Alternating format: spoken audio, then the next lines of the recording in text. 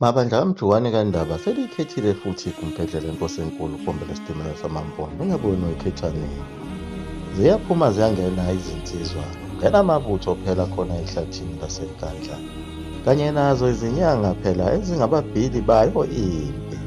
La mabutho ayehleli phakathi ehlathini laseNkandla phela ayidlanzana ngoba le mpi yayisahlanganiswa iwumshoshaphansi njengoba naso isidlo uDinizulu singakayiphathi. Kanti nayo induna yakhe phela uDinizulu lena yowuBhambatha yayisalinde lona izwi lakhe uNdaba ukuthi ayiphake, njengoba phela wake wakhala ekuqaleni uBhambatha wathi anginalo igunya nkosi yami lokuthi ngiphake impi. Zilokhu zihubela phansi phela izinsizwa lapha ehlathini ngoba zifuni phela ukuthi kuze kuzwakale kakhulu. Zilinde izwi. Zilokhu zisho kancane nje zithi okaNdaba angazidla izwe lonke inkomo zamadoda uma nje angahla siphake. Isholo phansi imvunge ehlathini zibuye zishintshe futhi zithi sishawa izinsizwa okunye kusele lena konina. Zivume zithi yithi omalandela silandela kancane nje njengomlungu isilwane esaqeda abantu ezweni.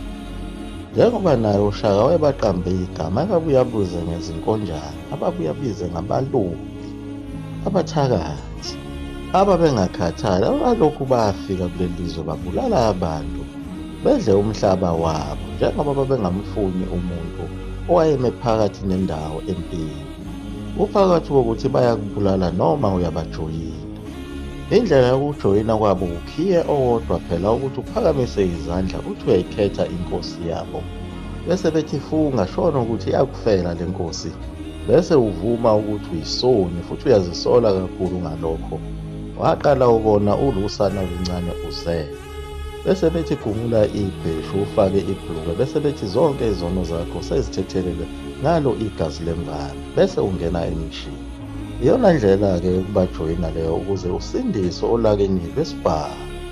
Useyoba isigqila sabo-ke ingunaphakade futhi phela babebathatha bona laba bantu ababebafaka emasontweni beyobasebenzisa kuzo izimpi ezazifana nawo le mpi kaBhambatha. Okubuhlungu nje kwakuwukuthi izidumbu zabo laba bantu abasebesonta bezinikele kuwo abelungu zazishiwa kanjalo noma zigqithwe emgodini owodwa, bese kuthi izidumbu zabo phela abelungu ziyongcwatshwa kahle ngesizotha. Naye uMahatma Gandhi lona owayesephenduke waba yiyo incelebane yawo amaNgisi kusukela kuyo i-Anglo-Boer War, owayenethemba elikhulu ukuthi ukuba incelebane yamaNgisi naye angase azuzele abantu bakhe phela inkululeko yokuthi bethole imvume esemthethweni yokuba kuleli lizwe lase-South Africa.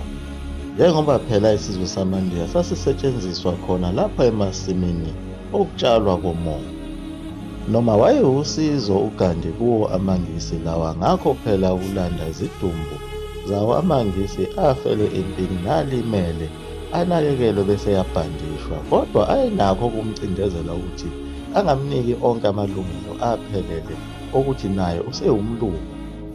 Phela ayembona phela ukuthi uwumuntu omnyama ofike kuleli lizwe ngakho ukuthi azofukuziswa ngayo imisebenzi lena yayinqatshwe yibo abantu abamnyama ngenxa yokuthi phela babecebile benezinkomo nezimbuzi bekeza bephuza ubisi begaya ummbila ejele.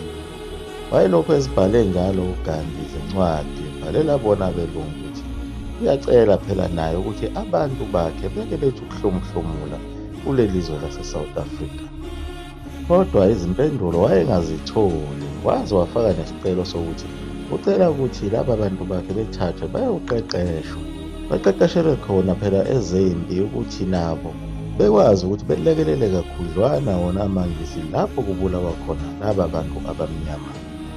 Leso sicelo sakhe kasilunganga ngenxa yokuthi phela amaNgisi ayenalo uvalo nobuhlakani bokuthi laba bantu uma singabaqeqesha kakhulu ngesibhamu bangahle basijikele ngelinye ilanga. Nalo iqeqebana labantu abamnyama leli phela kwasekuthiwa iZulu Police lalikwazi ukudubula, kodwa lingaqeqeshwanga njengabo phela abelungu. Phela amaNgisi ake enza ukubhayiza okukhulu ngalesiya sikhathi kubulawa abantu emngeni, azitshela ukuthi phela ayesenqobile ngayo uZulu, adiliza onke amaphoyisa ayesewaqashile abantu abamnyama ababulala abantu basemngeni. Kanti kuzosuka lolu dungunyane lukaBhambatha asephinde futhi esebadinga abantu abazolekelela kule mpi yokuthi kuzingelwe uBhambatha. Phela abantu abamnyama babexhaphazeke kakhulu ngalesi sikhathi njengoba udliwe umhlaba wabo.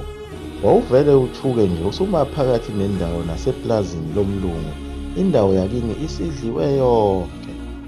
Uma engaxoshanga lo mlungu weplazi, uba isisebenzi sakhe uhole wona umbili, ukuze ukwazi ukudla nabantwana bakho.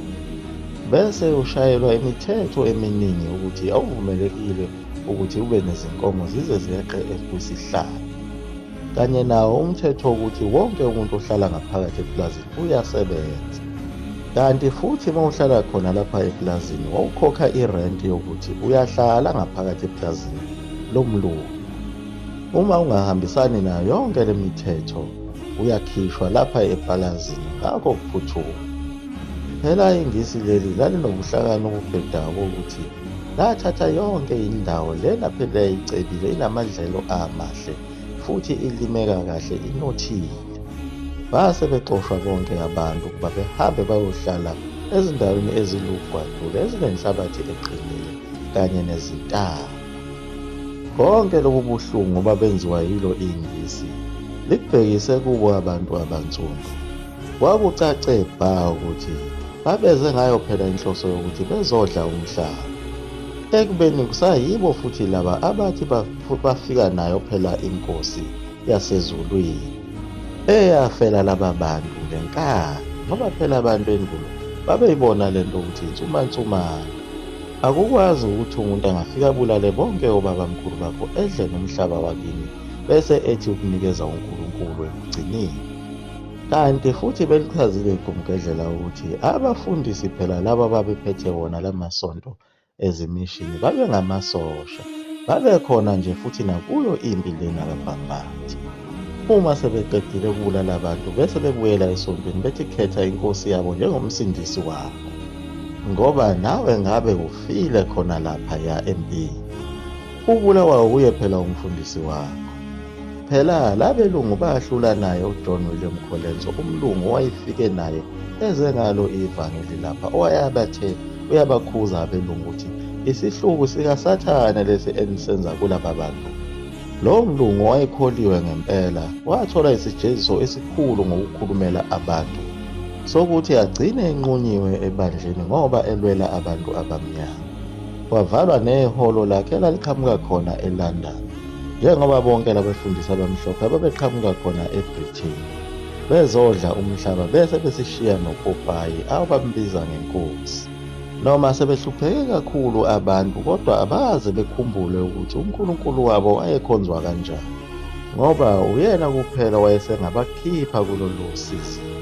uNkulunkulu wobabamkhulu babo, uNkulunkulu wasemandulo, uNkulunkulu wondaba, uNkulunkulu wobhunga nomageba, uNkulunkulu wozulu nomalandela, uNkulunkulu woluzumane, uNkulunkulu womnguni, wogumede, uNkulunkulu woqwala, uNkulunkulu kamuntu, okuyena oyinzala bantu bonke abamnyama, endlini kaMnguni oyinzala bantu yabo bonke abantu abamnyama, indlu yabanguni bonke phela umhlaba wonke jikelele, lena ephethwe yiso phela isilo indlulamithi esiphethe induku yokubusa amanguni onke emhlaba wonke jikelele, amaVenda, amaShangane, amaXhosa, amampondo, nazo zonke izizwe kuze kuyofika koNigeria nako-Egypt.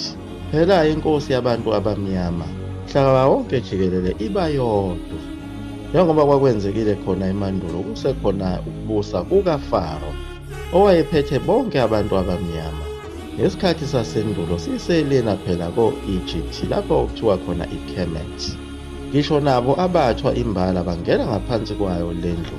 Ingakho phela nayo inkosi uCetshwayo kwahluleka ngisho amabhubesi lapho ayayiphoswe khona e-England ukuba ayiqhobozele umyalelo wakhe uQueen lapho kaBheka uMgedlela Zulu amafutha omkhulu nesuka phakathi.